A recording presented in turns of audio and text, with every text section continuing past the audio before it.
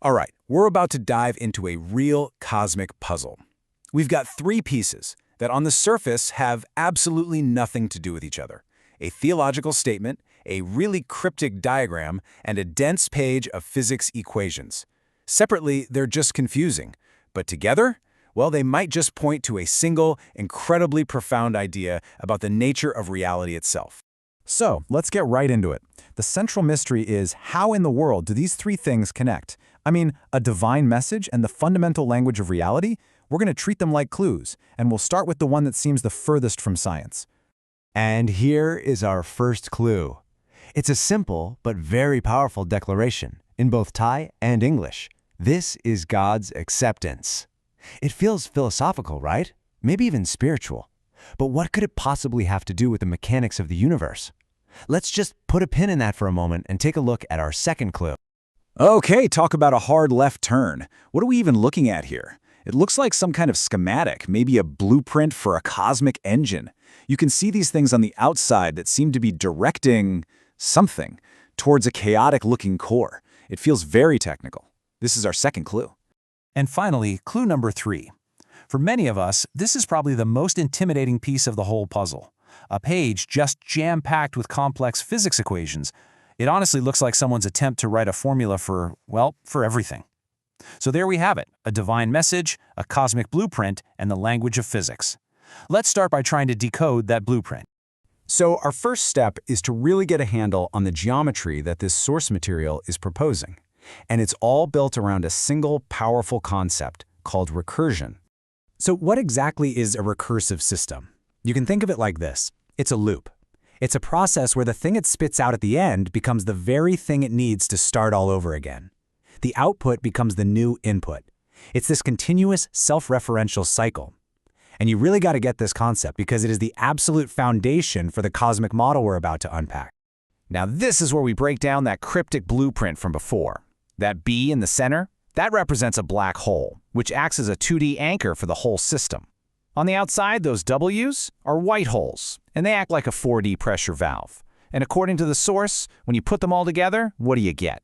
A recursive 4D torus. Yeah, basically a cosmic donut that's constantly feeding back into itself. And the core principle of this entire system, the whole idea, can be boiled down to this really simple notation. You have a negative, a positive, and a 0 point right in the middle. It's all about perfect fundamental balance. And here's the kicker. This balance isn't just a nice to have, it's everything. If the negative and positive forces are not perfectly equal, the entire structure, the universe according to this model, it just collapses.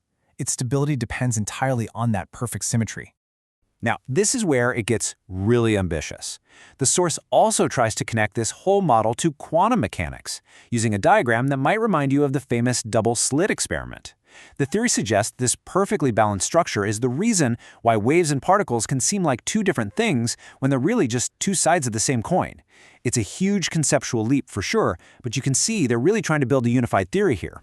Okay, so we have a grasp on the geometric blueprint.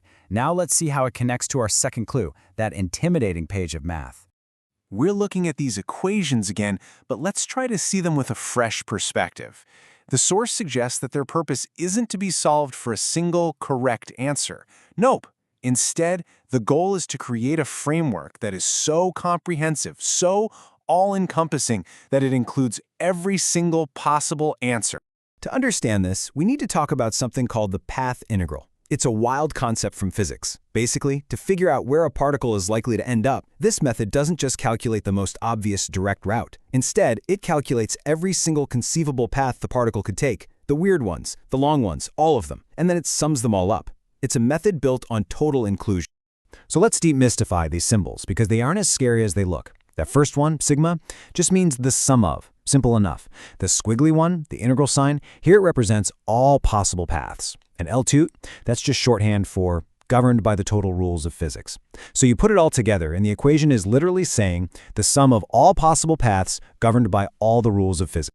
So the ultimate goal here is to write down a mathematical description of a universe where nothing gets left out. Every potential outcome, every possible path, every single possibility is contained right there within the formula itself. It's the mathematical definition of a complete and total system. All right, we've looked at the geometry, and we've grappled with the math. Now it's time to put all the puzzle pieces together and finally see the big picture. So, let's recap our puzzle pieces. First, we have a model of the universe as a perfectly balanced, self-sustaining loop. Second, we have a mathematical formula that's specifically designed to include every single possibility within that loop. So, what do you get when you combine those two incredible ideas? You get a universe that is, by its very definition, a complete enclosed system. And because its mathematics account for every possibility, and its structure's perfectly balanced, it's a system that intrinsically includes and, here's that key word, accepts everything within it, without a single exception. And this brings us all the way back to our first and most mysterious clue. The source is making a really bold claim here, that this complete, all-inclusive, perfectly balanced physical and mathematical system is the physical manifestation of that philosophical concept of divine acceptance. The physics doesn't just describe the universe, it describes a fundamental state of being. And so that leaves us with one final fascinating question to think about. Have we been looking at a new theory of physics, a testable model of the cosmos? Or is this something else entirely? A philosophy, maybe a spiritual worldview, just articulated not with prose, but with the universal language of mathematics? What do you think?